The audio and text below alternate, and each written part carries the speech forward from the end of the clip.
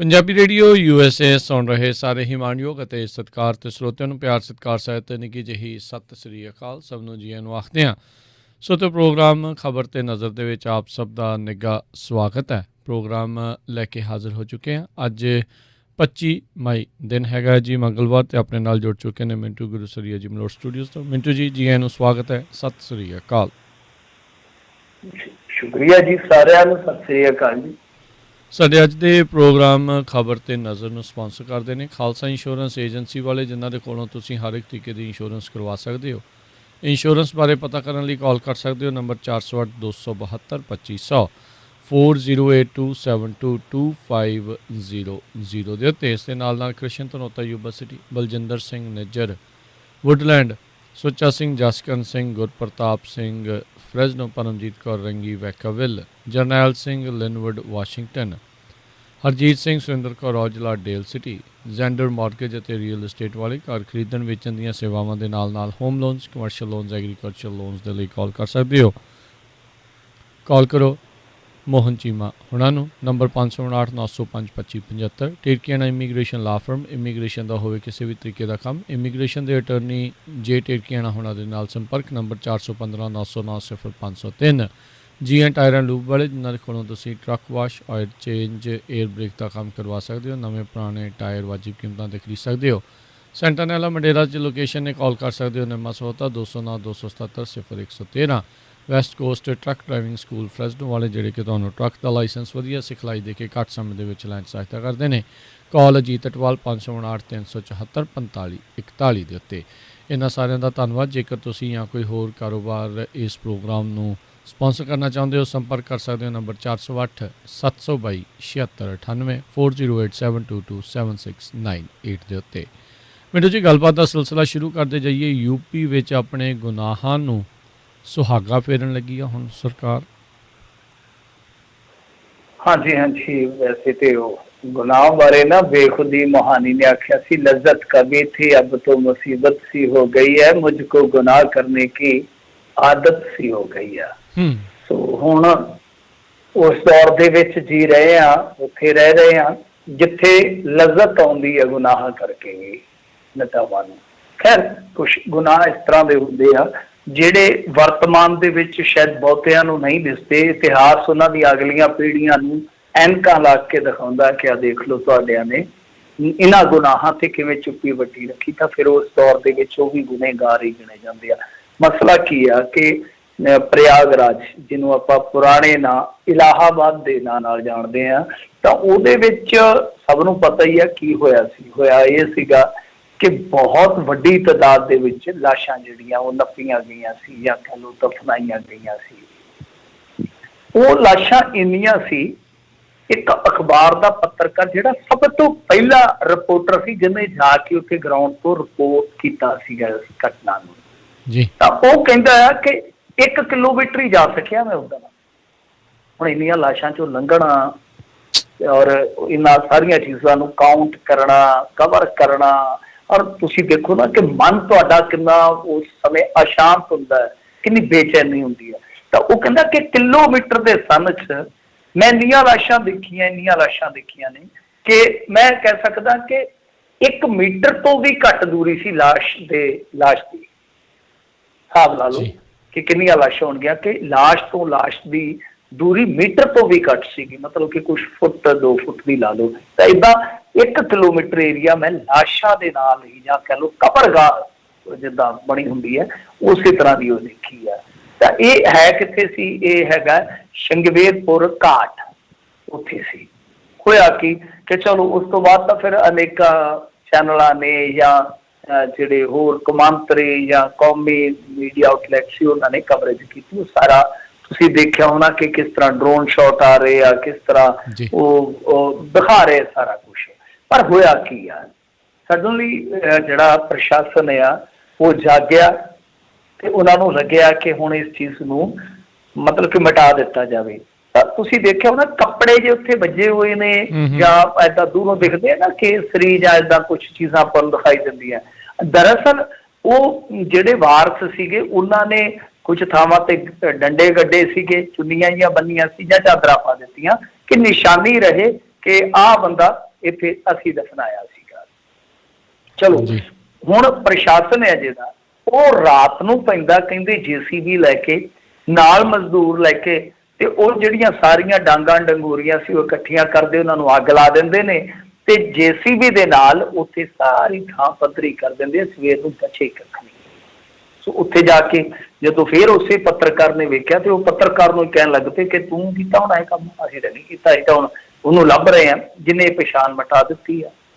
ਲੋਕ ਬੜੇ ਹੈਰਾਨ ਨੇ, ਲੋਕ ਉੱਥੇ ਸਵਾਲ ਕਰ ਰਹੇ ਨੇ ਕਿ ਇਹ ਕਿਸ ਤਰ੍ਹਾਂ ਚੱਲ ਰਿਹਾ ਸਾਰਾ ਸਿਲਸਿਲਾ, ਕਿ ਜਦ ਲੋਕ ਇੱਥੇ ਲਾਸ਼ਾਂ ਲਿਆ ਕੇ ਦਫਨਾ ਰਹੇ ਸਨ ਤਾਂ ਉਸ ਟਾਈਮ ਕਿਸੇ ਨੇ ਰੋਕਿਆ ਨਹੀਂ, ਹੁਣੇ ਮਿੱਟੀ ਪਾ ਕੇ ਆਪਣੇ ਗੁਨਾਹ ਜਿਹੜੇ ਆ ਉਹ ਲੁਕਾ ਰਹੇ ਆ। ਦਰਅਸਲ ਮੈਂ ਤੁਹਾਨੂੰ ਕੱਲ ਹੀ ਦੱਸਿਆ ਸੀਗਾ, ਯਾਦ ਹੋਣਾ, RSS ਦੀ ਮੀਟਿੰਗ, ਨਰਿੰਦਰ ਮੋਦੀ ਯੋਗੀ ਤੇ ਰੱਜ ਕੇ ਚਰਚਾ। ਮੈਂ ਤੁਹਾਨੂੰ ਇੱਕ ਗੱਲ ਕਹੀ ਸੀ ਕਿ ਤੁਹਾਨੂੰ ਬਹੁਤ ਕੁਝ ਬਦਲਵਾ ਦਿਖੇਗਾ ਇੰਡੀਆ 'ਚ। ਤਾਂ ਇੱਕ ਉਹਦਾ ਇਹ ਤੁਸੀਂ ਦੇਖ ਸਕਦੇ ਹੋ ਕਿ ਮਿਸਾਲੀ ਤੌਰ ਤੇ ਇਹ ਹੈ ਘਟਨਾਕ੍ਰਮ। ਦੂਜਾ ਆਪਾਂ ਦੇਖਿਆ ਹੀ ਆ ਕਿ ਇੰਡੀਆ ਦੇ ਵਿੱਚ ਕੇਸ ਅਚਾਨਕ ਵੈਕਸੀਨੇਸ਼ਨ ਤੇ ਇੱਥੇ ਠੱਪ ਆ, ਪਿਛਲੇ ਮਹੀਨੇ ਤੋਂ ਹੀ ਤਕਰੀਬਨ 2 ਹਫ਼ਤੇ ਹੋ ਗਏ ਆ ਵੈਕਸੀਨੇਸ਼ਨ ਠੱਪ ਆ। ਜੇ ਆਪਾਂ ਲਾ ਲਈਏ ਪਿਛਲਾ ਮਹੀਨਾ ਪੂਰਾ ਵੈਕਸੀਨੇਟ ਹੋਇਆ, ਉਸ ਤੋਂ ਬਾਅਦ ਆਹ ਮਹੀਨਾ ਜਿਵੇਂ ਹੀ ਚੜਿਆ ਇਹਨਾਂ ਦੀ ਵੈਕਸੀਨੇਸ਼ਨ ਡਰਾਈਵ ਦਮ ਤੋੜ ਗਈ। 2 ਹਫ਼ਤੇ ਤਾਂ ਹੋ ਗਏ ਫੁੱਲ, ਉਹ ਤਾਂ ਲੀਹੋਂ ਲੱਥੀ ਪਈ। ਬਾਵਜੂਦ ਇਸ ਦੇ ਕੇਸ ਘਟ ਗਏ ਆ। ਕੇਸ ਘਟਣ ਦੀ ਵਧਾਈ ਹਰੇਕ ਚੈਨਲ ਦਿੰਦਾ, ਕੋਈ ਇਹ ਸਵਾਲ ਨਹੀਂ ਚੁੱਕਦਾ ਕਿ ਯਕਦਮ ਇੰਡੀਆ 'ਚ ਕੀ ਵਾਪਰਦਾ ਕਿ ਕੇਸ ਘਟ ਜਾਂਦੇ ਆ, ਯਕਦਮ ਸ਼ੂਟ ਅਪ ਹੋ ਜਾਂਦਾ। ਕੋਈ ਲੌਜਿਕ ਤੇ ਦਿਓ ਨਾ, ਉਸ ਪਿੱਛੇ ਕੋਈ ਤਰਕ ਤੇ ਹੋਵੇ ਕਿ ਜਦੋਂ ਵੀ ਮਤਲਬ ਕਿ ਇਸ ਤਰ੍ਹਾਂ ਹੁੰਦਾ ਕਿ ਕੇਸ ਘਟ ਜਾਂਦੇ ਆ, ਕੋਈ ਤਰਕ ਤਾਂ ਹੋਵੇ, ਕੋਈ ਮੌਸਮ ਦਾ ਫਰਕ ਪੈਂਦਾ ਹੈ, ਕੋਈ ਹੋਰ ਕੋਈ ਚੀਜ਼ ਵਾਪਰਦੀ, ਕੋਈ ਦੱਸੋ ਤੇ ਸਹੀ। ਯਕਦਮ ਹੁਣ ਤੁਸੀਂ ਦੇਖੋ ਅੱਜ ਇੰਡੀਆ ਦੇ ਵਿੱਚ ਜਦੋਂ ਅਖਬਾਰ ਖੋਲੇ ਤਾਂ ਕੇਸ ਜਿਹੜੇ ਸੀ ਉਹ 2 ਲੱਖ ਤੋਂ ਵੀ ਥੱਲੇ ਆ ਗਏ, ਤਾਂ ਕੇਸ ਵੀ ਘਟਣੇ ਸ਼ੁਰੂ ਹੋ ਗਏ। ਫਾਕਰ ਆਹ ਚੀਜ਼ਾਂ ਵੀ ਠੀਕ ਕਰਨ ਦਾ ਯਤਨ ਕੀਤਾ ਜਾ ਰਿਹਾ ਕਿ ਜੋ ਬਦਨਾਮੀ ਦਾ ਸਬੱਬ ਬਣੀ ਹੈ, ਚਾਹੇ ਉਹ ਯੋਗੀ ਚਾਹੇ ਮੋਦੀ, ਤਾਂ ਨਾਲ ਦੀ ਨਾਲ ਹੁਣ ਤੁਸੀਂ ਇੱਕ ਚੀਜ਼ ਹੋਰ ਵੀ ਦੇਖੀ ਹੋਣੀ ਹੈ, ਟਵਿੱਟਰ ਤੱਕ ਵੀ ਪਹੁੰਚ ਗਏ ਆ।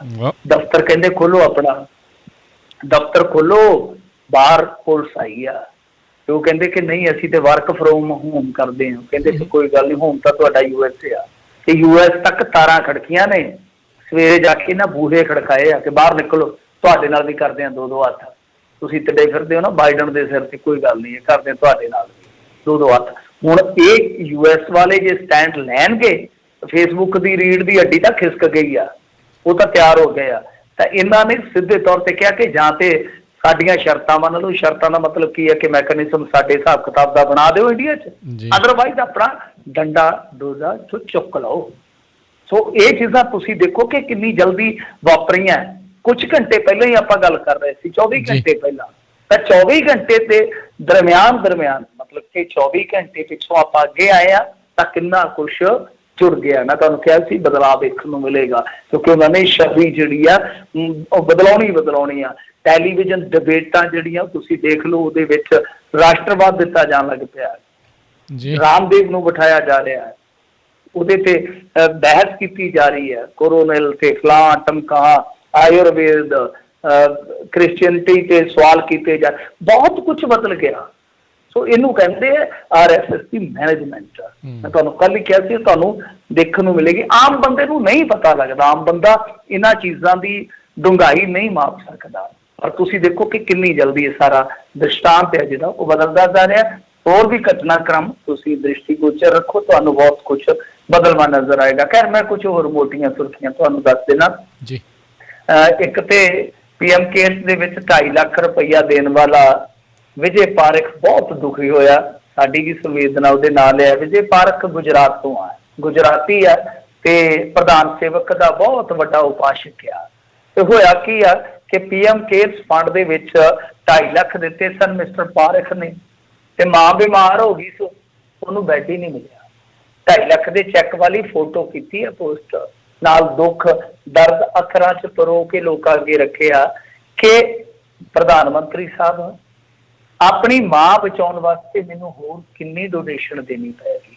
ਸਵਾਲੀਆ ਨਿਸ਼ਾਨ ਹੈ। ਪ੍ਰਧਾਨ ਸੇਵਕ ਕਦੋਂ ਰੋਂਦੇ ਆ ਤੇ ਆ ਕੇ ਕਦੋਂ ਅਫਸੋਸ ਕਰਦੇ ਆ, ਉਹਦਾ ਇੰਤਜ਼ਾਰ ਰਹੇਗਾ। ਬਲੈਕ ਫੰਗਸ ਇੱਕ ਹੋਰ ਮੁਸੀਬਤ ਆ, ਤਾਂ ਉਹਦੇ 'ਚ ਸਰਕਾਰ ਨੇ ਕੁਝ ਫੈਸਲੇ ਲਏ ਨੇ दवाइयां वगैरह जिहड़ियां ने वो अलॉट कीतियां ने स्टेटां नूं। चंगे फैसले है, चलो ये है कि ब्लैक मार्केटिंग इधर भी ना होवे। दूजी चीज़ जिहड़ी है वो ये आ कि 743 मरीजां ते एक मतलब कि जिद्दां कह लो अध्ययन किया गया, मैडिकल अध्ययन, उहदी रिपोर्ट दे विच खुलासा है कि एमपी दे विच ब्लैक फंगस के 73% मामले इहो जे आ जिहड़े बिना स्टेराइड तो होए आ।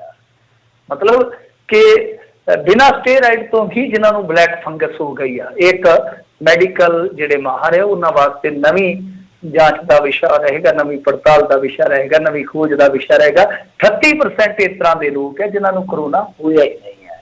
इस तरह जे आपां देखिए कोरोनिल की गल की सीगी तां ओहदी बल्ले बल्ले हो गई आ।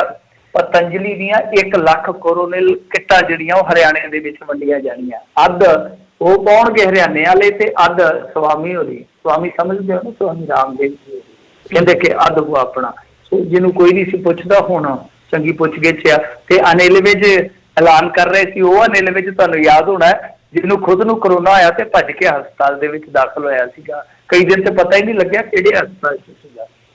खैर दूसरे पासे सुब्रामणियम स्वामी इन्हां दे काफ़ी हमलावर है।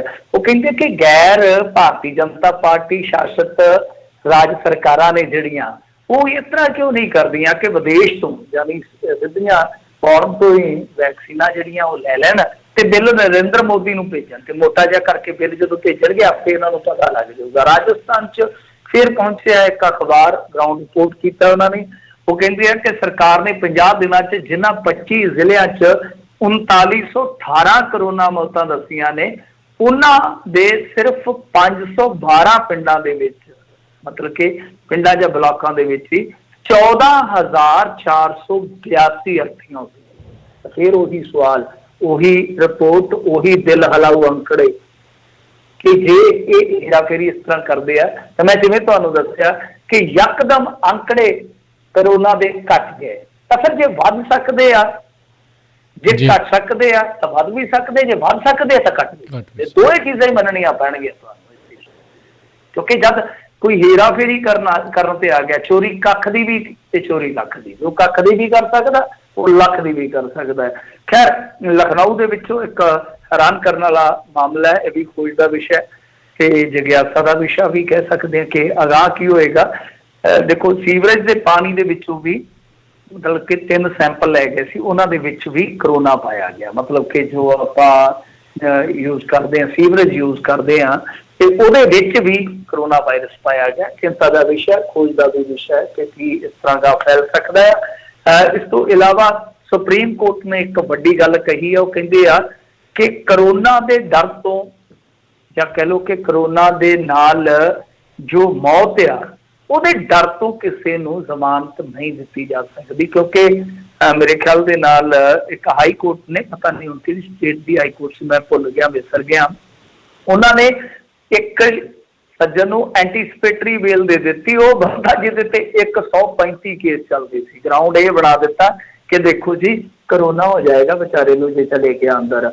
इस तरह पंजाब तो बिजली बिल जमा कराउण लई 15 जुलाई तक छूट दे दी है। चलो चंगी गल, वैसे तो पक्के ही 1-2 बिल जो माफ कर दिते जाते, मिडल क्लास को कोई राहत दे दिंदा कैप्टन ते कुछ चंगा हो जाता। थोड़े बहुते चंगे कार्य किए कैप्टन अमरिंदर सिंह ने, पर एक वड्डा कार्य किया जा सकता सी, कारोबारियों का बिजली का बिल माफ कर दिता जाता। कारोबार ठप पे ने, आपां कल भी गल कीती सी कि किस तरह बेचारे मुंडे जिन्हों ने जिमां खोलियां वो हुण प्रदर्शन करते पे ने। एक जिमा उन्होंने कल सुसाइड ही कर गया सीगा। किस तरह की एक छूट दी जा सकती सी कि मिडल क्लास भी कहता कि हाँ सरकार साडा सोचदी आ, ऑलवेज भार उन्हां ते पैंदा। मिडल क्लास से मेरे ख्याल दे नाल कोई भी बंदा गौर नहीं करता, कोई भी सरकारी धिर दा बंदा कोई भी गौर नहीं करता।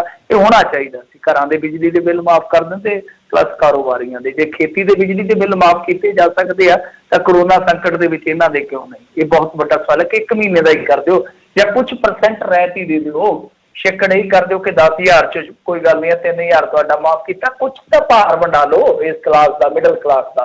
खैर दूजे पासे बलवीर सिंह सिद्धू जी जिस तरह वो एक फॉर्मेलिटी करन आउंदे ने, वो अज भी फॉर्मेलिटी करके गए, मतलब कि वो कहते हैं कि साडे वल्लों ਕਰੋਨਾ ਪੋਜ਼ਿਟਿਵ ਮਰੀਜ਼ਾਂ ਦਾ ਇਲਾਜ ਫ੍ਰੀ ਆ, ਤੇ ਜਿਹੜੇ ਹਸਪਤਾਲ ਓਵਰਚਾਰਜਿੰਗ ਕਰ ਰਹੇ ਉਹਨਾਂ ਦੇ ਖਿਲਾਫ ਸਖਤ ਐਕਸ਼ਨ ਹੋਵੇਗਾ। ਐਕਸ਼ਨ ਉਦੋਂ ਹੋਏਗਾ ਜਦੋਂ ਕਰੋਨਾ ਭੱਜ ਗਿਆ, ਨੱਸ ਗਿਆ, ਜਦੋਂ ਇਹ ਰੈਲੀਆਂ ਕਰਨ ਲੱਗ ਜਾਣਗੇ ਇਲੈਕਸ਼ਨ ਦੀਆਂ, ਉਦੋਂ ਐਕਸ਼ਨ ਹੋਏਗਾ। ਖੈਰ, ਇੱਕ ਪ੍ਰਾਈਵੇਟ ਹਸਪਤਾਲ ਨੇ ਇੱਥੇ ਜਿਹੜੀ ਕਰਤੂਤ ਕੱਲ ਕੀਤੀ ਹੈ, ਉਹ ਤਾਂ ਸਭ ਨੂੰ ਯਾਦ ਹੋਏਗੀ ਜਾਂ ਕਿਤੇ ਸੁਣੀ ਹੋਏਗੀ ਕਿ ਉਹਨਾਂ ਨੂੰ ਮ੍ਰਿਤਕ ਦੀ ਲਾਸ਼ ਤੇ ਬਿੱਲ ਰੱਖ ਕੇ ਕਹਿੰਦੇ ਕਿ ਰੁਪਈਆ 8.5 ਲੱਖ ਦੇ ਦਿਓ, ਜਦ ਕਿ ਸ਼ਿਕਾਇਤ ਹੋਣ ਤੇ ਉਹ ਜਦੋਂ ਕੈਲਕੂਲੇਸ਼ਨ ਕੀਤੀ ਗਈ ਤਾਂ ਸਰਕਾਰੀ ਰੇਟਾਂ ਤੇ ਉਹ ਬਿੱਲ ਮਹਿਜ਼ 3,35,000 ਦਾ ਬਣਿਆ। ਮਤਲਬ ਕਿ ਦੁੱਗਣਾ ਸਿੱਧੇ ਤੌਰ ਤੇ ਕਹਿ ਲਓ ਕਿ ਵਸੂਲੀ। ਇਹਨੂੰ ਹੁਣ ਕੀ ਕਹੋਗੇ? ਗੁੰਡਾ ਟੈਕਸ, ਡੰਡਾ ਟੈਕਸ, ਲੋਟੂ ਟੈਕਸ, ਕੀ ਕਹੋਗੇ? ਅਸੀਂ ਉਹਦਾ ਸਿਆਸੀ ਬੰਦਿਆਂ ਵਾਸਤੇ ਤੇ ਬੜੇ ਨਾਮ ਰੱਖੇ ਆ ਚਿੰਨ ਕੇ, ਇਹਨਾਂ ਵਾਸਤੇ ਕਿਹੜਾ ਨਾਮ ਰੱਖੀਏ? ਖੈਰ, ਤੁਸੀਂ ਖੋਜ ਕਰੋ। ਮੈਂ ਉਦੋਂ ਤੱਕ ਹੋਰ ਗੱਲ ਦੱਸ ਦਿੰਦਾ ਕਿ ਸੀਟੀ ਸਕੈਨ ਦੇ 1800 ਰੁਪਏ ਤੋਂ ਜ਼ਿਆਦਾ ਨਹੀਂ ਲੱਗਣਗੇ। ਇਹ ਕਹਿ ਲਓ ਕਿ ਸਰਕਾਰ ਨੇ ਰੇਟ ਫਿਕਸ ਕਰ ਦਿੱਤਾ।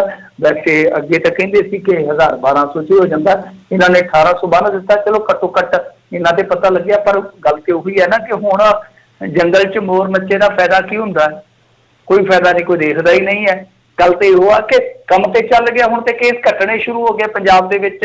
ਘਟਦੇ ਕੇਸ ਅੱਧੇ ਰਹਿ ਗਏ। ਅੱਜ ਅਸੀਂ 84-8500 ਦਿੱਲੀ ਤੇ ਪਹੁੰਚੇ ਸਾਂ, ਅੱਜ ਮੇਰੇ ਖਿਆਲ ਦੇ ਨਾਲ 4700 ਆ। ਤਾਂ ਲੋਕਾਂ ਨੂੰ ਤਾਂ ਲੁੱਟਿਆ ਜਾ ਚੁੱਕਿਆ। 5-5 ਹਜ਼ਾਰ ਸੀਟੀ ਸਕੈਨ ਦਾ ਇਹਨਾਂ ਲੋਟੂਆਂ ਨੇ, ਲੁਟੇਰਿਆਂ ਨੇ ਲਿਆ। 5-5 ਹਜ਼ਾਰ ਸੀਟੀ ਸਕੈਨ ਦਾ।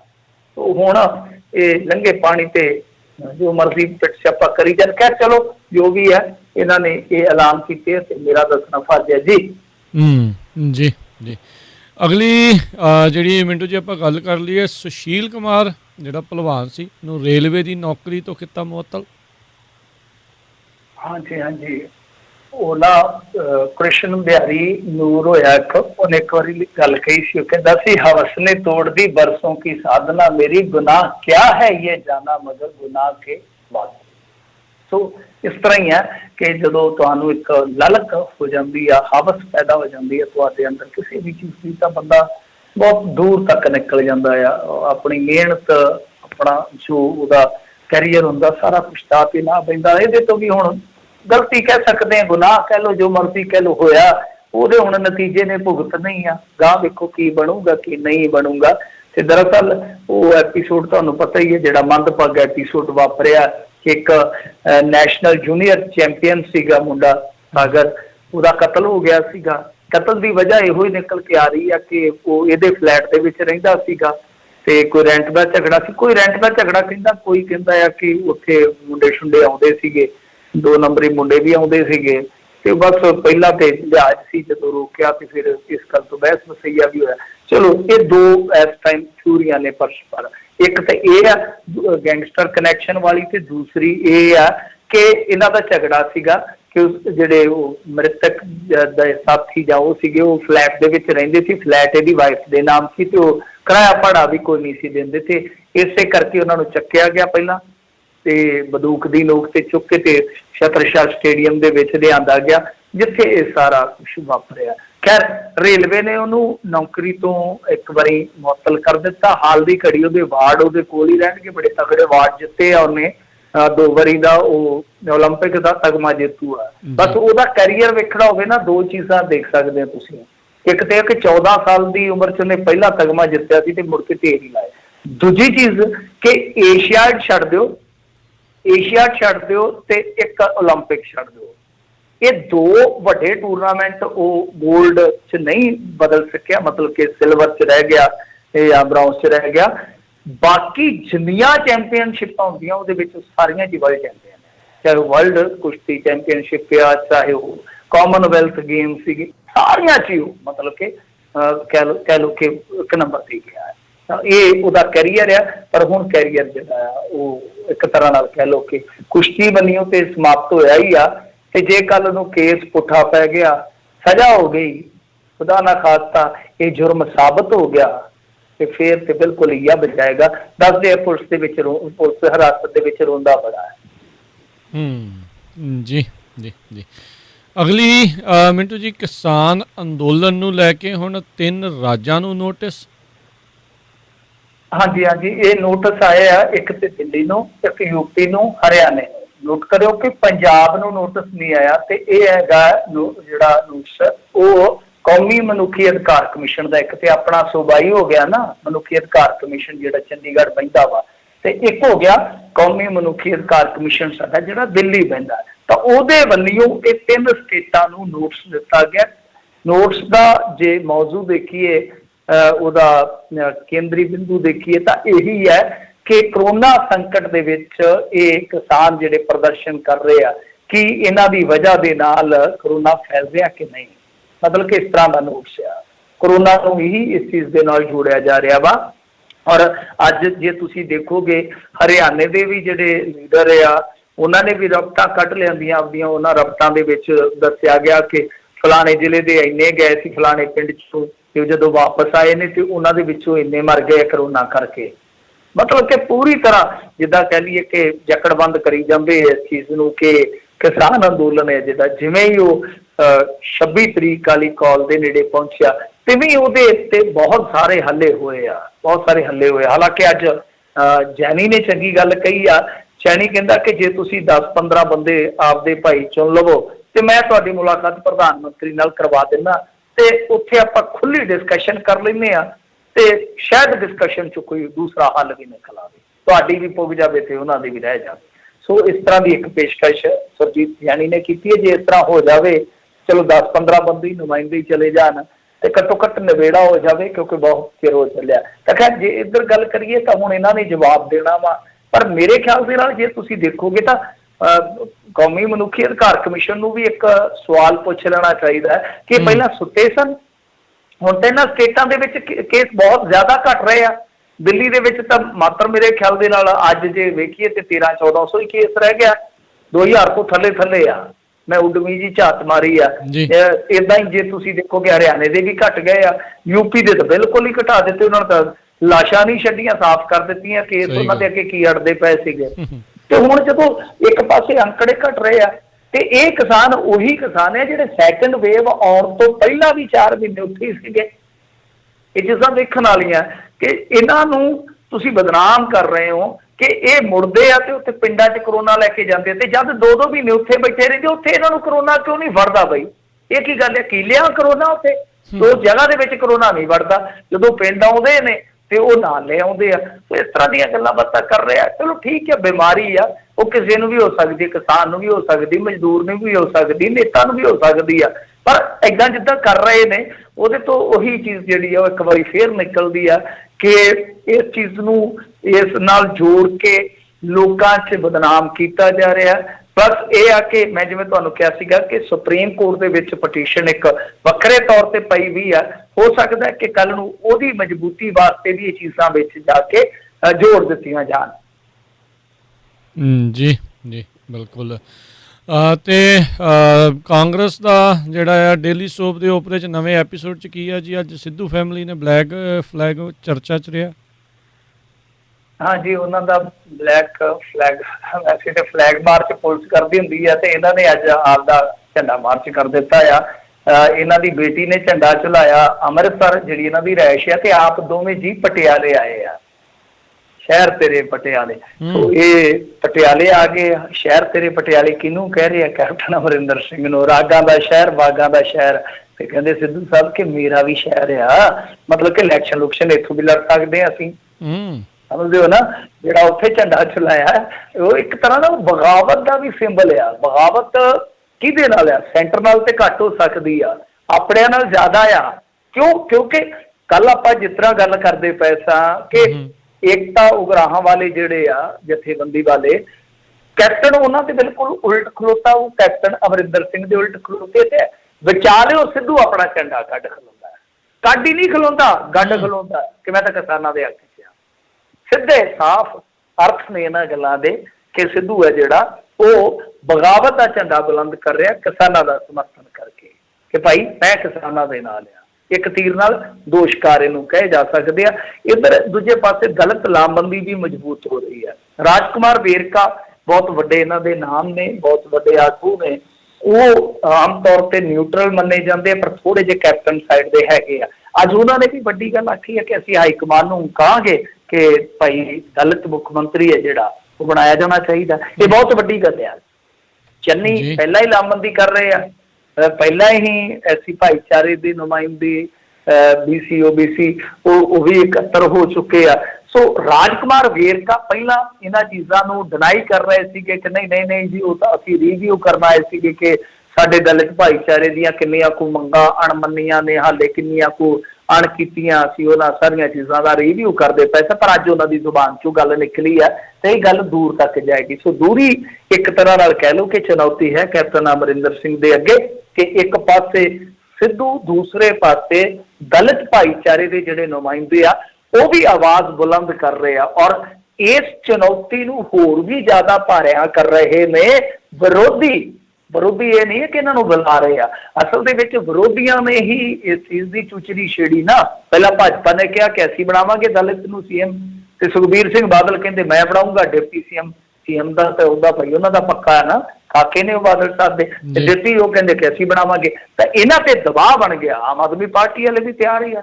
ਆਮ ਆਦਮੀ ਪਾਰਟੀ ਵਾਲਿਆਂ ਦਾ ਤੁਹਾਨੂੰ ਪਤਾ ਵਿਰੋਧੀ ਧਿਰ ਦਾ ਆਗੂ ਜਿਹੜਾ ਉਹ ਵੀ ਦਲਿਤ ਆ। ਸੋ ਇਸ ਕਰਕੇ ਕਾਂਗਰਸ ਤੇ ਬਹੁਤ ਵੱਡਾ ਦਬਾਅ ਅੰਦਰੂਨੀ ਤੌਰ ਤੇ ਜਿਹੜਾ ਬਣ ਰਿਹਾ ਉਹ ਇੱਕ ਜਿਹੜੀ ਸਿੱਧੂ ਦੀ ਚੁਣੌਤੀ ਹੈ ਉਹਨੂੰ ਵੱਖਰੇ ਤੌਰ ਤੇ ਹੋਰ ਮਜ਼ਬੂਤ ਕਰ ਰਿਹਾ ਜੇ ਕੈਪਟਨ ਦੇ ਲਿਹਾਜ਼ ਤੋਂ ਦੇਖੀਏ ਤਾਂ। ਜੀ ਜੀ, ਕੈਪਟਨ ਨੂੰ ਘੇਰੀ ਜਾਂਦੇ ਨੇ, ਦੇਖੋ ਕੀ ਬਣਦਾ ਇਹਦਾ। ਬੀਬੀ ਜਗੀਰ ਕੌਰ ਦੇ ਉੱਤੇ ਲਗਾਤਾਰ ਹਮਲਾਵਰ ਚੱਲ ਰਹੇ ਸਰਚਾਂਦ ਸਿੰਘ ਨੂੰ ਜਵਾਬ ਦਿੱਤਾ ਗਿਆ ਹੈ। ਹਾਂਜੀ, ਜਵਾਬ ਛਪਿਆ ਅੱਜ ਕੁਛ ਅਖਬਾਰਾਂ ਦੇ ਵਿੱਚ ਤੇ ਜਵਾਬ ਬੜਾ ਠੋਕਵਾਂ ਦਿੱਤਾ CPC ਵਾਲਿਆਂ ਨੇ, ਕਿਉਂਕਿ ਸਰਚਾਂਦ ਸਿੰਘ ਜੀ ਹੋਰਾਂ ਨੇ ਉਸ ਤੋਂ ਪਹਿਲਾਂ ਤੁਹਾਨੂੰ ਯਾਦ ਹੋਣਾ ਜਿਹੜੇ ਜੱਸੋਵਾਲ ਜੀ ਆ ਉਹਨਾਂ ਨੇ ਦੋਸ਼ ਲਾਇਆ ਸੀਗਾ ਕਿ ਬੀਬੀ ਜਗੀਰ ਕੌਰ ਜੀ ਆ ਜਿਹੜੇ ਉਹ ਆਪਣੇ ਨਜ਼ਦੀਕੀਆਂ ਨੂੰ ਬੜੀ ਜ਼ਿਆਦਾ ਪਹਿਲ ਦੇ ਰਹੇ ਆ, ਨੌਕਰੀਆਂ ਚਾਕਰੀਆਂ ਦੇ ਵਿੱਚ ਉਹਨਾਂ ਨੂੰ ਲਾਗੇ ਕੀਤਾ ਜਾ ਰਿਹਾ। ਇੱਥੋਂ ਤੱਕ ਕਿਹਾ ਗਿਆ ਕਿ ਪਿਛਲੇ ਦਿਨ ਹੀ ਮਤਲਬ ਕਿ ਆਪਣੇ ਉਹਨਾਂ ਦੇ ਜਿਹੜੇ ਹੈਗੇ ਆ ਭਣੇਵੇਂ ਉਹਨਾਂ ਦੇ ਇੱਕ ਨਜ਼ਦੀਕੀ ਨੂੰ ਮਤਲਬ ਕਿ ਹੈਡ ਗ੍ਰੰਥੀ ਦੇ ਤੌਰ ਤੇ ਪ੍ਰਮੋਟ ਕਰ ਦਿੱਤਾ ਗਿਆ। ਇਸ ਤਰ੍ਹਾਂ ਦੀਆਂ ਗੱਲਾਂ ਆਈਆਂ ਕਿ ਇੱਕ ਹੋਰ ਨਜ਼ਦੀਕੀ ਸੀਗਾ ਜਿਹੜਾ ਉਹਨੂੰ ਵੀ ਅੱਗੇ ਵਧਾ ਦਿੱਤਾ ਗਿਆ। ਉਸ ਤੋਂ ਇਲਾਵਾ ਜਿਹੜਾ ਵੱਡਾ ਹਮਲਾ ਸਰਚਾਂਦ ਸਿੰਘ ਵੱਲੋਂ ਕੀਤਾ ਗਿਆ ਸੀ, ਇਹ ਜੱਸੋਵਾਲ ਹੋਰਾਂ ਨੇ ਮਾਮਲਾ ਚੁੱਕਿਆ ਸੀਗਾ। ਸ਼ਾਇਦ ਉਹਨਾਂ ਦਾ ਪੂਰਾ ਨਾਮ ਚਰਨਜੀਤ ਸਿੰਘ ਜੱਸੋਵਾਲ ਆ ਤੇ ਉਹ ਕਾਫੀ ਐਕਟਿਵ ਨੇ ਧਾਰਮਿਕ ਮਸਲਾ ਤੇ ਉਹ ਬਹੁਤ ਜ਼ਿਆਦਾ ਬੋਲਦੇ ਆ ਖੁੱਲ ਕੇ। ਤਾਂ ਦੂਸਰੇ ਪਾਸੇ ਵੱਡੀ ਜਿਹੜੀ ਇੱਕ ਤਰ੍ਹਾਂ ਨਾਲ ਕਹਿ ਲਓ ਕਿ ਵਿਵਾਦਤ ਕੱਲ ਨੂੰ ਸ਼ੋਈ ਜਿਹੜੀ ਖਬਰ ਉਹ ਸੀਗੀ ਪ੍ਰੋਫੈਸਰ ਸਰਚਾਂਦ ਸਿੰਘ ਹੋਰਾਂ ਦੇ ਲਿਹਾਜ਼ ਨਾਲ, ਕਿਉਂਕਿ ਇਹਨਾਂ ਨੇ ਇੱਕ ਖਬਰ ਨੂੰ ਜਿੱਦਾਂ ਕਹਿ ਲਓ ਕਿ ਜਨਤਕ ਕੀਤਾ ਜਾਂ ਖੁਲਾਸੇ ਦੇ ਰੂਪ 'ਚ ਲਿਆਂਦਾ ਕਿ ਜਿਹੜਾ ਆ ਚੱਲ ਰਿਹਾ ਵਰਾ ਜੋ ਗੁਰੂ ਤੇਗ ਬਹਾਦਰ ਜੀ ਦਾ ਸੀਗਾ, ਮੇਰੇ ਖਿਆਲ ਦੇ ਨਾਲ 400ਵਾਂ ਸੀਗਾ ਪ੍ਰਕਾਸ਼ ਦਿਹਾੜਾ, ਤਾਂ ਇਸ ਸੰਦਰਭ 'ਚ ਕੁਝ ਫਿਲਮਾਂ ਬਣਾਉਣ ਜਾ ਰਹੇ ਆ ਤੇ ਜੋ ਕਿ ਮਰਿਆਦਾ ਜਿਹੜੀ ਪੰਥ ਪ੍ਰਵਾਨਿਤ ਰਹਿਤ ਮਰਿਆਦਾ ਹੈ ਉਹਦੇ ਅਨੁਸਾਰ ਜਾਂ ਜਿਹੜਾ SGPC ਦਾ ਐਕਟ ਆ ਉਹਦੇ ਬਿਲਕੁਲ ਉਲਟ ਆ ਕਿ ਕੱਲ ਨੂੰ ਦੂਸਰੀਆਂ ਫਿਲਮਾਂ ਵੀ ਮਤਲਬ ਕਿ ਗੁਰੂ ਸਾਹਿਬ ਜਾਂ ਕਹਿ ਲਓ ਕਿ ਹੋਰ ਜਿੱਦਾਂ ਪੰਜ ਪਿਆਰੇ ਜਾਂ ਹੋਰ ਜਿਹੜੇ ਸਾਡੇ ਇਤਿਹਾਸ ਦੇ ਸ਼ਹੀਦ ਆ ਉਹਨਾਂ ਤੇ ਬਣ ਸਕਦੀਆਂ ਨੇ, ਤਾਂ ਸਿਧਾਂਤਕ ਤੌਰ ਤੇ ਠੀਕ ਨਹੀਂ ਹੈ। ਇੱਕ ਚੀਜ਼ ਹੋਰ ਵੀ ਕਹੀ ਗਈ ਸੀਗੀ ਬੀਬੀ ਜਗੀਰ ਕੌਰ ਬਾਰੇ ਕਿ ਜਦੋਂ ਪਹਿਲੀ ਇਹਨਾਂ ਦੀ ਜਨਮ ਸੀਗੀ ਉਸ ਦੌਰ ਦੇ ਵਿੱਚ 40 ਲੱਖ ਰੁਪਈਆ ਇਹਨਾਂ ਨੇ ਉਹ ਵਿਸ਼ਵ ਹੈਰੀਟੇਜ ਵਾਲਾ ਜਿਹੜਾ ਪ੍ਰੋਜੈਕਟ ਸੀ ਉਹ ਸ਼ੋਅ ਕੇ ਗੁਰੂ ਕੀ ਗੋਲਕ 'ਚ ਬਰਬਾਦ ਕੀਤਾ ਸੀ। ਮਤਲਬ ਕਿ ਇਸ ਤਰ੍ਹਾਂ ਪਰਤ ਦਰ ਪਰਤ ਖੋਲਦੇ ਗਏ। ਪਰ ਇਹਨਾਂ ਨੇ ਜਵਾਬ ਜਿਹੜਾ ਦਿੱਤਾ ਵਾ ਅੰਮ੍ਰਿਤਸਰ ਤੋਂ ਅੱਜ ਇੱਕ ਅਖਬਾਰ 'ਚ ਬਹੁਤ ਠੋਕ ਕੇ ਲਾਇਆ। ਉਹ ਕਹਿੰਦੇ ਕਿ ਸਰਚਾਂਦ ਸਿੰਘ ਜੀ ਨੇ ਹਾਲੇ ਨਵੰਬਰ 'ਚ SGPC ਤੋਂ 30,000 ਰੁਪਇਆ ਇਮਦਾਦ ਲਈ ਹੈ ਤੇ ਨਾਲ ਦਿਓਰਾ ਦਿੱਤਾ ਗਿਆ ਕਿ ਇੱਕ ਚੰਗੀ ਕਲੋਨੀ ਆ, ਸ਼ਾਹੀ ਕਲੋਨੀ ਆ, ਕੋਠੀ ਵੀ ਸੁੱਖ ਨਾਲ ਵੱਡੀ ਆ ਜਿਹਦੇ ਵਿੱਚ ਸਰਚਾਂਦ ਸਿੰਘ ਜੀ ਰਹਿੰਦੇ ਆ ਤੇ ਸਾਡੇ ਕੋਲ ਦਾਦ ਫਰਿਆਦ ਕਰਦੇ ਸਨ ਕਿ ਦੇਖੋ ਜੀ ਮੈਂ ਆਪਣੇ ਬੱਚਿਆਂ ਦੀ ਫੀਸ ਭਰਨੀ ਆ, ਤਾਂ ਨਾਲ ਉਹ ਸਾਰਾ ਨੋਟ ਹੈ ਜਿਹੜਾ ਉਹ ਛਾਪ ਦਿੱਤਾ ਗਿਆ। ਸੋ ਇਸ ਤਰ੍ਹਾਂ ਇੱਕ ਜਵਾਬ ਦਿੱਤਾ ਗਿਆ ਪ੍ਰੋਫੈਸਰ ਸਰਚਾਂਦ ਸਿੰਘ ਨੂੰ ਕਿ ਜੇ ਤੁਸੀਂ ਸਾਡੇ ਭੇਤ ਖੋਲੋਗੇ ਅਸੀਂ ਤੁਹਾਡੇ ਭੇਤ ਖੋਲਾਂਗੇ। ਪਰ ਸਰਚਾਂਦ ਸਿੰਘ ਹੋਰੀ ਕਹਿੰਦੇ ਕਿ ਹਰੇਕ ਗਰੀਬ ਸਿੱਖ ਗੁਰੂ ਘਰੋਂ ਸਹਾਇਤਾ ਲੈ ਸਕਦਾ ਹੈ। ਮੇਰਾ ਹੱਥ ਤੰਗ ਸੀ, ਮੈਂ ਲੈ ਲਈ ਹੈ ਸਹਾਇਤਾ। ਤੇ ਜਿਨ੍ਹਾਂ ਨੇ ਇਹ ਪ੍ਰਵਾਨਿਤ ਕਰਵਾਈ ਸੀ ਅਜੈਬ ਸਿੰਘ ਅਭਿਆਸੀ ਜੀ ਹੈਗੇ ਆ ਮੇਰੇ ਖਿਆਲ ਦੇ ਨਾਲ ਧਰਮ ਪ੍ਰਚਾਰ ਕਮੇਟੀ ਦੇ ਮੈਂਬਰ ਨੇ, ਉਹ ਵੀ ਕਹਿੰਦੇ ਕਿ ਮੈਨੂੰ ਤਾਂ ਕੋਈ ਅਫਸੋਸ ਨਹੀਂ ਕਿ ਪ੍ਰੋਫੈਸਰ ਸਰਚਾਂਦ ਸਿੰਘ ਦੀ ਮੈਂ ਹੈਲਪ ਕੀਤੀ ਆ। ਸੋ ਕਹਿਣ ਦਾ ਮਤਲਬ ਇਹ ਆ ਕਿ ਇੱਕ ਚੀਜ਼ ਤੁਸੀਂ ਨੋਟ ਕਰੋ, ਚਲੋ ਇਹ ਤਾਂ ਦੋਸ਼ ਇੱਕ ਦੂਜੇ ਤੇ ਲੱਗਣਗੇ ਆਉਣ ਵਾਲੇ ਸਮੇਂ ਦੇ ਵਿੱਚ ਵੀ ਲੱਗਦੇ ਰਹਿਣਗੇ ਕਿ ਬੀਬੀ ਜਗੀਰ ਕੌਰ ਦੇ ਖਿਲਾਫ ਕੁਝ ਦਿਨਾਂ ਤੋਂ ਮੋਰਚਾ ਜਿਹੜਾ ਖੁੱਲਿਆ, ਲੱਗਦਾ ਇਹੋ ਆ ਕਿ ਆਉਣ ਵਾਲੇ ਸਮੇਂ ਦੇ ਵਿੱਚ ਬੀਬੀ ਜੀ ਵਾਸਤੇ ਮੁਸ਼ਕਲਾਂ ਬਹੁਤ ਖੜੀਆਂ ਹੋਣਗੀਆਂ। ਕੈਪਟਨ ਸਾਹਿਬ ਦੀਆਂ ਮੁਸ਼ਕਲਾਂ ਦੀ ਗੱਲ ਕੀਤੀ ਆਪਾਂ, ਤਾਂ ਬੀਬੀ ਜਗੀਰ ਕੌਰ ਦੀਆਂ ਮੁਸ਼ਕਲਾਂ ਵੀ ਘੱਟ ਨਹੀਂ ਹੋਣਗੀਆਂ। ਮੈਨੂੰ ਲੱਗਦਾ ਜਿਹੜਾ ਨਵੰਬਰ ਆਊਗਾ ਨਾ ਆਉਣ ਵਾਲਾ, ਬਹੁਤ ਸਖਤ ਇਮਤਿਹਾਨ ਲਊਗਾ ਬੀਬੀ ਜੀ ਦਾ। ਲੱਗਦਾ ਕਿ ਇੱਕ ਧੜਾ ਬੀਬੀ ਜੀ ਨੂੰ ਚੱਲਣਾ ਦੇਖਣਾ ਨਹੀਂ ਚਾਹੁੰਦਾ। ਜੀ ਜੀ। ਮਲੋਟ ਵਿੱਚ ਨੌਜਵਾਨ ਨੂੰ ਬਹੁਤ ਹੀ ਤਾਲੀਬਾਨੀ ਸਜ਼ਾ ਕਹਿੰਦੇ ਦਿੱਤੀ ਗਈ, ਬੁਰੀ ਤਰ੍ਹਾਂ ਕੁੱਟ ਮਾਰ ਕੇ ਪਿਲਾਇਆ ਪਿਸ਼ਾਬ। ਹਾਂਜੀ ਦੇਖੋ, ਇਹ ਖਬਰ ਅੱਜ ਕਹਿ ਲਓ ਕਿ ਹੁਣ ਇਸ ਟਾਈਮ ਕੌਮੀ ਮੀਡੀਆ ਦੇ ਵਿੱਚ ਵੀ ਚਲੇ ਗਈ ਆ। ਬਦਨਾਮੀ ਹੁੰਦੀ ਆ ਪੰਜਾਬ ਦੇ ਵਿੱਚੋਂ, ਇਸ ਤਰ੍ਹਾਂ ਕੋਈ ਇੱਕਾ ਦੁੱਕਾ ਘਟਨਾ ਜਦੋਂ ਵਾਪਰਦੀ ਆ ਫਿਰ ਕੌਮੀ ਮੀਡੀਆ 'ਚ ਜਾਂਦੀ ਹੈ ਤਾਂ ਉਹ ਸਾਰੀ ਕੀਤੀ ਕਰਾਈ ਜਿਹੜੀ ਖੂਹ 'ਚ ਪਾ ਦਿੰਦੀ ਹੈ। ਵੈਸੇ ਮੌਬ ਲਿੰਚਿੰਗ ਤੁਹਾਨੂੰ ਪਤਾ ਹੀ ਆ, ਇੰਡੀਆ ਦੀ ਸੁਸਾਇਟੀ ਦੇ ਵਿੱਚ ਉਹ ਤਾਂ ਹੁਣ ਇੱਕ ਤਰ੍ਹਾਂ ਨਾਲ ਹਿੱਸਾ ਹੀ ਬਣ ਚੁੱਕੀ ਆ, ਹੁੰਦੀ ਆ ਲਿੰਚਿੰਗ ਹੁੰਦੀ ਆ। ਮਾਮਲਾ ਕੀ ਹੈ ਕਿ ਦੇਖੋ ਦੋ ਪੱਖ ਨੇ, ਇੱਕ ਤਾਂ ਪੁਲਿਸ ਦਾ ਜਿਹੜਾ ਪੱਖ ਹੈ ਉਹ ਹਾਲੇ ਉਹ ਕਹਿੰਦੇ ਕਿ ਅਸੀਂ ਇਨਵੈਸਟੀਗੇਟ ਕਰ ਰਹੇ ਹਾਂ, ਤਾਂ ਜਿਹੜਾ ਪੀੜਤ ਧਿਰ ਦਾ ਪੱਖ ਹੈ ਉਹ ਇਹ ਆ ਕਿ ਮੁੰਡਾ ਕਿਸੇ ਕੁੜੀ ਨਾਲ ਗੱਲ ਨਹੀਂ ਸੀ ਕਰਨਾ ਚਾਹੁੰਦਾ, ਪਰ ਕੁੜੀ ਜਿਹੜੀ ਆ ਉਹਦੇ ਨਾਲ ਲਗਾਓ ਕਰਦੀ ਸੀ ਤੇ ਗੱਲ ਕਰਨਾ ਚਾਹੁੰਦੀ ਸੀ। ਉਹਦੇ ਕੋਲ ਫੋਨ ਕੋ ਨਹੀਂ ਸੀਗਾ, ਫੋਨ ਲੈ ਕੇ ਆ ਗਈ ਤੇ ਪਿੱਛੇ ਉਹਨਾਂ ਨੂੰ ਕਿਤੇ ਪਤਾ ਲੱਗ ਗਿਆ ਤੇ ਉਹਨੂੰ ਚੁੱਕ ਕੇ ਲੈ ਗਏ ਤੇ ਪਰਿਵਾਰ ਵਾਲਿਆਂ ਨੂੰ, ਆਸੇ ਪਾਸੇ ਦੇ ਲੋਕਾਂ ਨੇ ਦੱਸਿਆ। ਉਹਨਾਂ ਨੇ ਜਾ ਕੇ ਪੁਲਿਸ ਨੂੰ ਸੂਚਿਤ ਕੀਤਾ, ਪੁਲਿਸ ਮੌਕੇ ਤੇ ਪਹੁੰਚੀ। ਉਦੋਂ ਤੱਕ ਉਹਦੇ ਨਾਲ ਇਹ ਘਟਨਾ ਵਾਪਰ ਚੁੱਕੀ ਸੀ। ਮਤਲਬ ਕਿ ਜੋ ਦੋਸ਼ ਲੱਗ ਰਹੇ ਆ, ਇੱਕ ਤੇ ਉਹਦਾ ਸਿਰ ਆ ਜਿਹੜਾ ਅੱਧਾ ਮੁੰਨ ਕੱਟਿਆ ਤੇ ਦੂਜਾ ਆ ਜਿਹੜਾ ਦੋਸ਼ ਲੱਗ ਰਿਹਾ ਕਿ ਪਿਸ਼ਾਬ ਪਿਲਾਇਆ ਗਿਆ। ਇਹ ਘਟਨਾ ਹੈਗੀ ਆ ਗੁਰੂ ਰਵਿਦਾਸ ਨਗਰ ਆ, ਉਹਦੇ ਵਿੱਚ ਵਾਪਰੀ ਆ। ਹੁਣ ਪੁਲਿਸ ਇਨਵੈਸਟੀਗੇਟ ਕਰ ਰਹੀ ਆ। ਪਰ ਦੇਖੋ ਗੱਲ ਇਹ ਹੈ ਕਿ ਸਿਰ ਤਾਂ ਉਹ ਸਾਫ਼ ਵੀਡੀਓ 'ਚ ਨਜ਼ਰ ਆ ਰਿਹਾ, ਜੇ ਪਿਸ਼ਾਬ ਪਿਲਾਇਆ ਗਿਆ ਤਾਂ ਬਹੁਤ ਹੱਥ ਦਰਜੇ ਦੀ ਘਟੀਆ। ਦੋਨਾਂ ਹੀ ਆਪਾਂ ਹਰਕਤਾਂ ਨੂੰ ਘਟੀਆ ਹੀ ਕਹਿ ਸਕਦੇ ਹਾਂ ਕਿ ਚਲੋ ਜੇ ਮੁੰਡਾ ਕੁੜੀ ਕੋਈ ਬੱਚੇ ਬੱਚੀਆਂ ਅੱਜ ਕੱਲ੍ਹ ਤੁਹਾਨੂੰ ਪਤਾ ਕੋਈ ਗਲਤੀ ਕਰਦੇ ਤਾਂ ਪਿਆਰ ਨਾਲ ਸਮਝਾਓ, ਆਪਣੇ ਬੱਚੇ ਨੂੰ ਵੀ ਤੇ ਦੂਸਰੇ ਦੇ ਬੱਚੇ ਨੂੰ। ਔਰ ਜੇ ਕੋਈ ਨਹੀਂ ਗੱਲ ਕੋਈ ਸਮਝਦਾ, ਘਰਦਿਆਂ ਨੂੰ ਦੱਸ ਸਕਦੇ ਹੋ, ਅਦਰਵਾਈਜ਼ ਤੁਸੀਂ ਪੁਲਿਸ ਕੰਪਲੇਂਟ ਕਰ ਸਕਦੇ ਹੋ। ਇਹਨਾਂ ਮਾਮਲਿਆਂ 'ਚ ਪੁਲਿਸ ਅੱਜ ਕੱਲ੍ਹ ਤੱਤ-ਫੱਟ ਐਕਸ਼ਨ ਲੈਂਦੀ ਹੈ। ਜੇ ਨਹੀਂ ਤਾਂ ਤੁਹਾਡੇ ਕੋਲ ਕਮਿਸ਼ਨ ਨੇ, ਮਨੁੱਖੀ ਅਧਿਕਾਰ ਕਮਿਸ਼ਨ ਆ, ਮਹਿਲਾ ਅਧਿਕਾਰ ਕਮਿਸ਼ਨ ਆ, ਬਹੁਤ ਤਰ੍ਹਾਂ ਦੇ ਕਮਿਸ਼ਨ ਆ ਤੁਹਾਡੇ ਕੋਲ। ਆਹ ਜਿਹੜਾ ਕੰਮ ਚੱਲਿਆ, ਦੇਖੋ ਇੱਕ ਟੈਲੀਵਿਜ਼ਨ ਚੈਨਲ ਵਾਲੇ ਵੀ ਉਹ ਉਧਰ ਪਹਿਲਾਂ ਤੇ ਜੇਤੇ ਜਨਾਨੀਆਂ ਕੁੱਟਣ ਕਿਸੇ ਬੰਦੇ ਨੂੰ ਕਹਿ ਦਿੰਦੇ ਆ ਕਿ ਫਲਾਣੇ ਦੀ ਛਿੱਤਰ ਪਰੇਡ ਕੀਤੀ, ਉਹ ਤੰਗ ਕਰਦਾ ਸੀਗਾ। ਕਿ ਜਨਾਨੀਆਂ ਨੂੰ ਛਿੱਤਰ ਮਾਰਨ ਦੀ ਖੋਲਿਆ ਕਾਨੂੰਨ ਦੇ ਮੁਤਾਬਕ, ਉਹ ਜੁੰਡਿਓ ਫੜ ਫੜ ਕੇ ਕੁੱਟੀ ਜਾਂਦੀਆਂ। ਉਹ ਅੱਜ ਇੱਕ ਵੀਡੀਓ ਚੱਲਣ ਡਈ ਸੀ ਪਟਿਆਲੇ ਦੇ ਵਿੱਚ, ਉਹਦਾ ਕਿਸੇ ਨੇ ਨੋਟਿਸ ਨਹੀਂ ਲਿਆ ਕਿ ਕਾਨੂੰਨ ਹੱਥ 'ਚ ਲੈਣਾ ਉਹ ਤੇ ਜਨਾਨੀ ਤੇ ਮਰਦ ਦੋਵਾਂ ਲਈ ਗਲਤ ਆ ਨਾ। ਇੱਕ ਘਟਨਾ ਨਵੇਂ ਸ਼ਹਿਰ ਤੋਂ ਆਈ ਆ, ਸੇਮ ਡੇ ਹੀ ਆ, ਉੱਥੇ ਵੀ ਇੱਕ ਡਾਕਟਰ ਤੇ ਇਸ ਤਰ੍ਹਾਂ ਦਾ ਦੋਸ਼ ਲੱਗਿਆ ਕਿ ਕਿਸੇ ਧੀ ਧਿਆਣੀ ਦੇ ਨਾਲ ਕੋਈ ਛੇੜਛਾੜ ਹੋਈ ਤਾਂ ਉਹਨੂੰ ਵੀ ਚੁੱਕ ਕੇ ਇਸੇ ਤਰ੍ਹਾਂ ਹੀ ਘਰ 'ਚ ਲਿਆ ਕੇ ਬਹੁਤ ਬੇਕਿਰਕੀ ਨਾਲ ਕੁੱਟਿਆ ਗਿਆ।